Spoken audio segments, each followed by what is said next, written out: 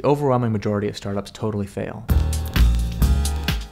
Not because they were taking too much risk, but actually because when they finally built the technology, when it finally worked, nobody wanted to buy the product. A few years ago, I started writing this blog called Startup Lessons Learned, trying to answer this question of what is the difference between the successful startups and the unsuccessful startups.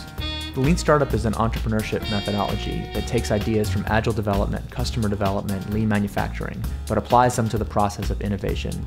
A number of the practices of the Lean Startup: continuous deployment, where we can put code into production up to 50 times per day, with rapid split testing, incorporating A/B hypothesis testing directly into product development, this concept of the minimum viable product, actually launching at the smallest version of a product we can to start the process of learning. Those techniques only make sense in the context of entrepreneurship, that is, the attempt to create something new under conditions of extreme uncertainty.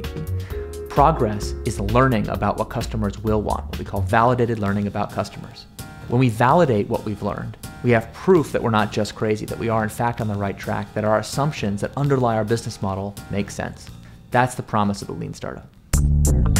On April 23rd in San Francisco, we'll have the first ever Startup Lessons Learned conference. Our goal is to have a conference by entrepreneurs for entrepreneurs. It is the best time in the history of the world, in my opinion, to be an entrepreneur. And yet, we don't yet have the principles of how to manage that pace of evolution, that pace of entrepreneurship. I think that's why the Lean Startup has had such a generous reception in so many places around the world.